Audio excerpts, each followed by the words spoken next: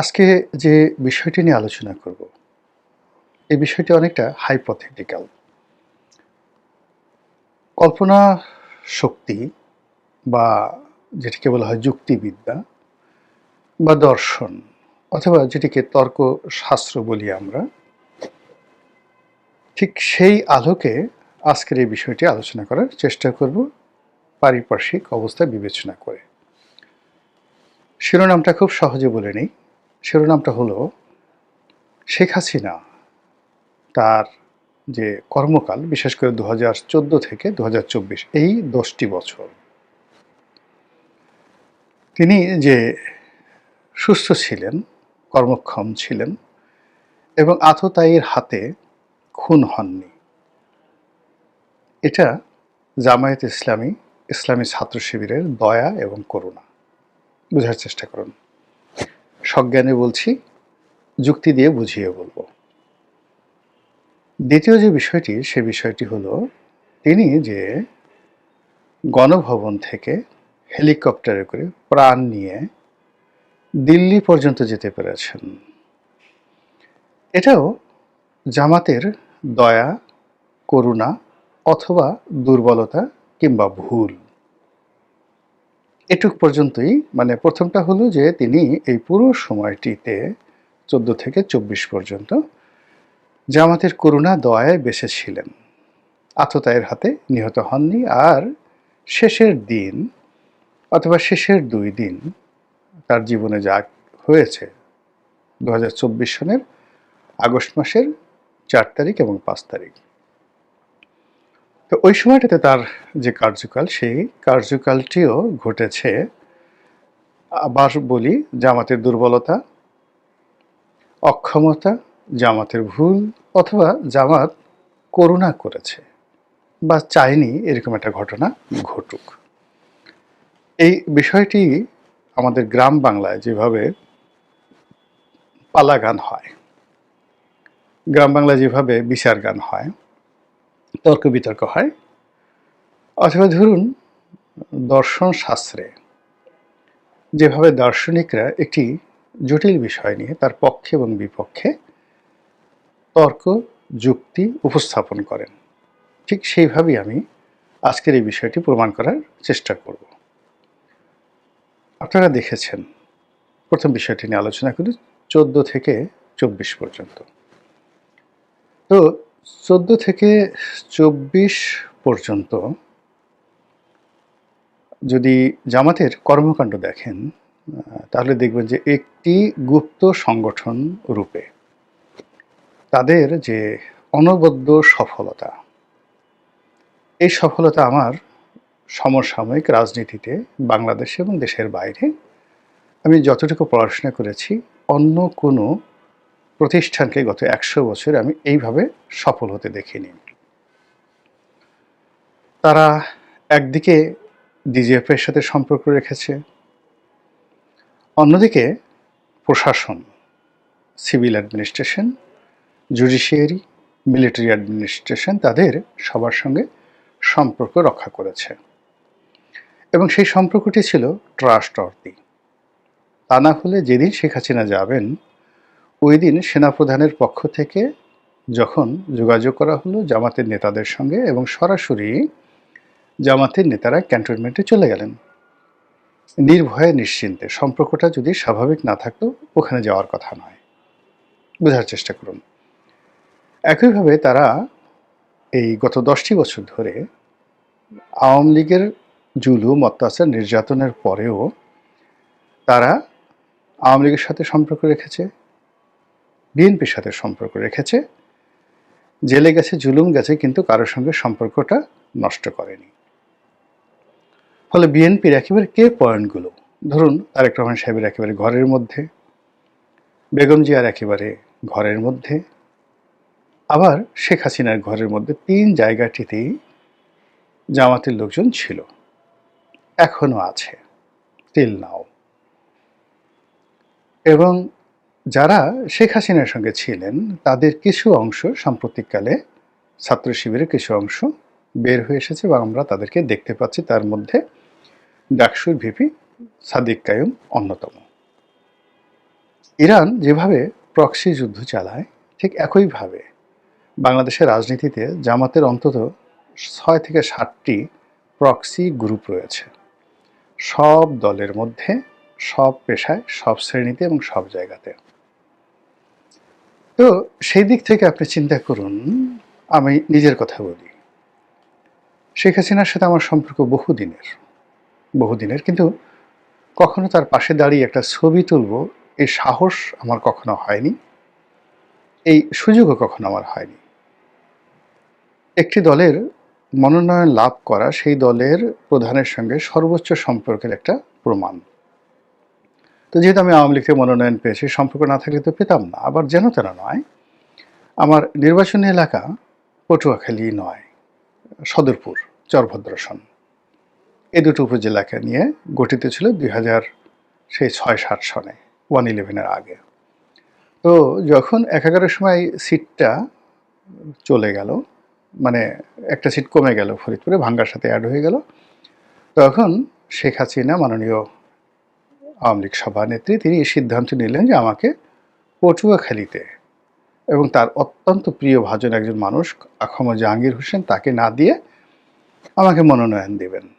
তো বুঝেন সম্পর্কটা কোন পর্যায়ে ছিল। কিন্তু তারপরও কোনোদিন বঙ্গভবনে গিয়ে, গণভবনে গিয়ে তার সঙ্গে একটা ছবি তোলা, পার্লামেন্টে তার সঙ্গে একটা ছবি তোলা, বা আমার স্ত্রী সন্তানদেরকে নিয়ে তাদের অনেক আবদার ছিল। এবং যারা যে দল করে তাদের সবসময় একটা আবদার থাকে যে চলো নেতার সঙ্গে বা নেত্রীর সঙ্গে একটু দেখা করে আসি। এটা পরিবারের, প্রতিটি পরিবারে থাকে। তা আমার আসলে কখনো সাহস হয়নি গণভবনে গিয়ে আমার স্ত্রী সন্তানদেরকে নিয়ে শেখ হাসিনার সঙ্গে দেখা করতে যাবো, এই সাহসই আমার হয়নি। তো হায়ারা চিন্তা করুন যে সাদিক কাইয়ুম থেকে শুরু করে যে সকল জামাতের নেতা বা শিবিরের নেতা যারা গুপ্তভাবে আওয়ামী লীগের সঙ্গে মিশেছিলেন, তারা উবায়দুল কাদের, এমনকি উবায়দুল কাদের সঙ্গে আমার কোনো ছবি নেই। উবায়দুল কাদের সাহেব আমার অফিসে এসেছেন বহুবার, কিন্তু কখনো তার সঙ্গে আমার ছবি হয় না। আমার গাড়িতে তিনি সারা বাংলাদেশ চষে বেরিয়েছেন। আমরা পাশাপাশি বহু জায়গায় ভ্রমণ করেছি। পার্লামেন্টে যখন তিনিও এমপি, আমিও এমপি, তিনি মহাসচিব হওয়ার আগে বা মন্ত্রী হওয়ার আগে তার সঙ্গে আমার একটা অসাধারণ সুন্দর সম্পর্ক ছিল। আবার যখন মন্ত্রী হলেন তখন আমি যেহেতু ওই সংসদীয় কমিটি, যোগাযোগ মন্ত্রণালয়ের সংসদীয় কমিটিতে ছিলাম, কাজেই তার সঙ্গে আমার যে সম্পর্কটা অসাধারণ, কিন্তু তার সঙ্গে আমার কোনো ছবি নেই। কিন্তু জামাতের অনেক নেতার সঙ্গে, শিবিরের অনেক নেতার সঙ্গে ওবায়দুল কাদেরের ছবি এবং সম্পর্ক ছিল। এখন যে নেই সেটা আমি বলতে পারবো না। তো বোঝার চেষ্টা করুন যে তারা এই যে ওবায়দুল কাদের থেকে শুরু করে, শেখ হাসিনা থেকে শুরু করে সবার একেবারে ঘরের মধ্যে তারা ঢুকে যেতে পেরেছিলেন, এবং 1 to 1 সাদিক কাইয়ুম সাহেবের মতো একজন তরুণ মানুষ শেখ হাসিনার সঙ্গে দাঁড়িয়ে ছবি তোলার মতো সুযোগ তার হয়েছিল, সম্পর্ক তার ছিল।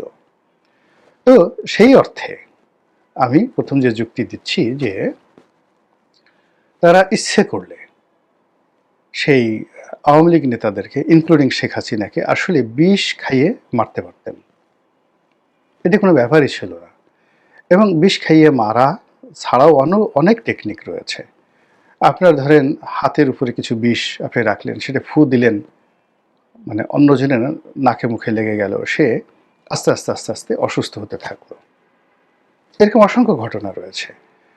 এখন জামাত এই কাজগুলো, অর্থাৎ আওয়ামী লীগের নেতাদেরকে যদি তারা মারতে চাইতো 14 থেকে 24 পর্যন্ত, তাদের বহু টেকনোলজি ছিল, অনেক ওষুধ ছিল, অনেক দোয়া ছিল, অনেক কুফরি কালাম ছিল, তারপরে কালো জাদু ছিল, বান ছিল, টোনা ছিল, যেটা কাছাকাছি কারো চুল এনে, কারো নখ এনে, কারো কাপড়ের একটু অংশ এনে, এই আমরা যে বিভিন্ন কুফরি কালামকে বিশ্বাস করি, এটা ইসলাম কিন্তু অস্বীকার করে না। স্বয়ং আল্লাহ রাসূলকে বান মারা হয়েছিল। তো জামাত ইচ্ছা করলে শেখ হাসিনাকে বান মারতে পারত, শেখ হাসিনাকে বিষ খাওয়াতে পারত, শেখ হাসিনার ঘরের মধ্যে মানে আরো অনেক কিছু, গোকরা সাপ ছেড়ে দিয়ে আসতে পারত। It does not matter. কিন্তু জামাত উদারভাবে এই কাজগুলো করেনি। এই জন্য আসলে আওয়ামী লীগ এবং শেখ হাসিনার উচিত জামাতের প্রতি কৃতজ্ঞ থাকা। This is one. Second thing হলো, যখন শেখ হাসিনা চলে গেলেন, এই চলে যাওয়ার যে সময়টি অবস্থা দৃষ্টে মনে হয় যে ৩ তারিখ থেকে ২০২৪ সনের আগস্ট মাসের ৩ তারিখ থেকে পুরো ঘটনাপুঞ্জি জামাতের নিয়ন্ত্রণে ছিল। কোন মহল্লায় কয়জন সংগ্রামী থাকবে, কোন জায়গাতে পুলিশ কি ব্যবহার করছে, মিলিটারি কি ব্যবহার করছে, কোথায় গোলাগুলি হচ্ছে, সব কিছু মানে তাদের নখদর্পণে ছিল। সেই অর্থে শেখ হাসিনার যে পালানোর সময় এবং গণভবনের দরজা খুলে যাওয়ার সময়, হাজার হাজার মানুষ ভিতরে ঢুকে যাওয়ার সময়, এর মধ্যে পার্থক্য মাত্র ৩০ মিনিট, অনলি 30 মিনিট। তো আজ আমরা যেভাবে প্রশাসনে সব জায়গাতে জামাতের জয় জয়কার দেখতে পাচ্ছি, সর্বত্র থানা, পুলিশ, প্রশাসন থেকে শুরু করে কোথায় না, সব জায়গাতে শুধু জামাত আর জামাত। তো ওই সময়টাতেও নিঃসন্দেহে যেখানে সেনাবাহিনী প্রধান জানতেন না যে শেখ হাসিনা পালিয়ে যাচ্ছে, তারপর যেখানে স্বয়ং রাষ্ট্রপতি শাহাবুদ্দিন চুপ্পু তিনিও জানতেন না যে শেখ হাসিনা পালিয়ে যাচ্ছে, তিনি আশা করেছিলেন যে তার সাথে দেখা করতে আসবে বা জরুরি অবস্থা জারি হবে ইত্যাদি, তিনি বসেছিলেন। কিন্তু তিনি পালিয়ে যাচ্ছেন এটার যে গোয়েন্দা রিপোর্ট, এখন আমরা যেটা দেখতে পাচ্ছি যে সর্বত্রই একেবারে ভেরি ভেরি সেন্সিটিভ জায়গাগুলোতে জামাতের লোকজন বসানো এখন আছে এবং আগেও ছিল। ফলে আমি একটা জামাত থেকে বের হয়ে একটা জাস্ট সাবস্টিটিউট অথবা যাকে বলা হয় প্রক্সি যে রাজনৈতিক দল, সেই রাজনৈতিক দলের একজন নেতার সঙ্গে আমার দেখা হলো, কথা হলো।